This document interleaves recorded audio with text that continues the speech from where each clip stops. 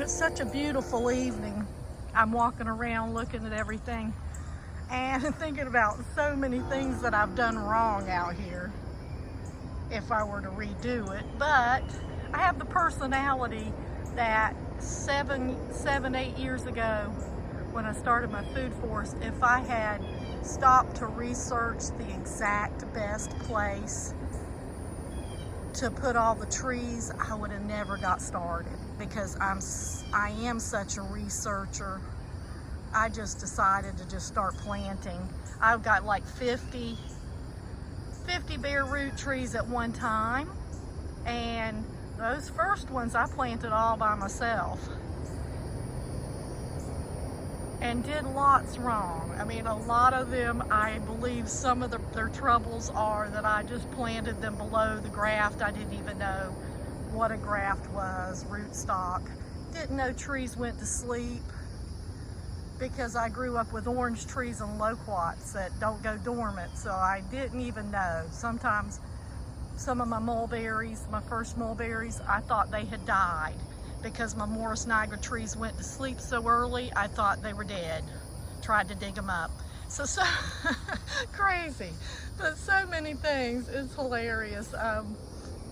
So many trees are in the wrong places. Well, not a whole lot really for just planting, but definitely my guavas are in the shade, and so they never do much, but that's okay. And this is one of my top favorite, and I do say that probably about all of my mulberries, but this is TICE.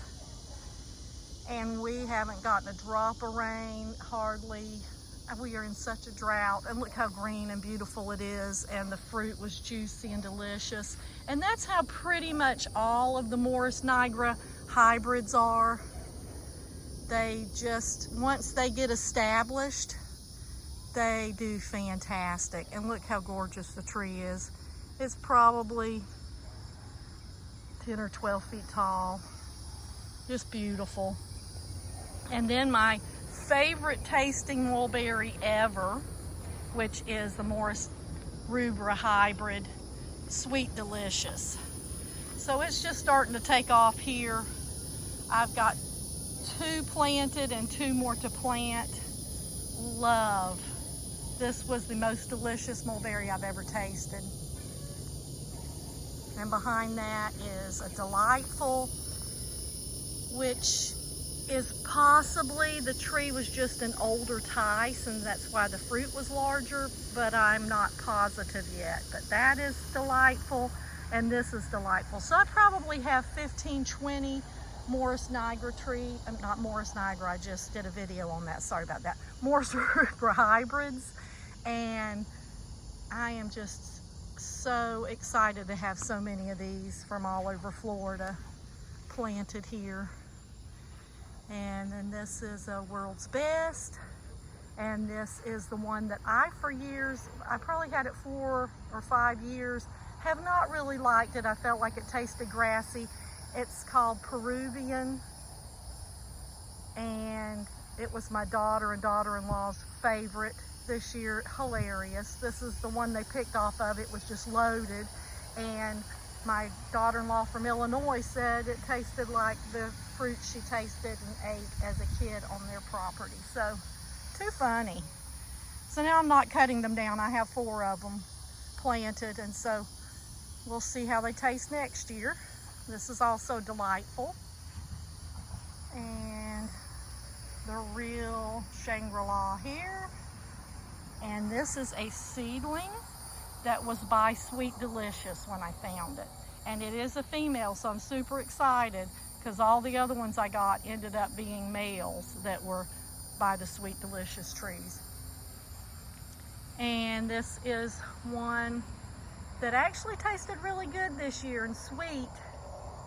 I think it's Ranger Kin, but I'm not positive.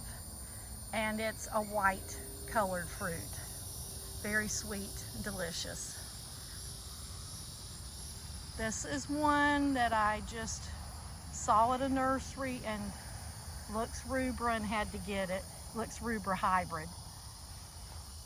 There's one that seems to be on the struggle bus that's a Rubra hybrid that I had found in Florida. And I just think they need water when they're first starting out and they just don't get it.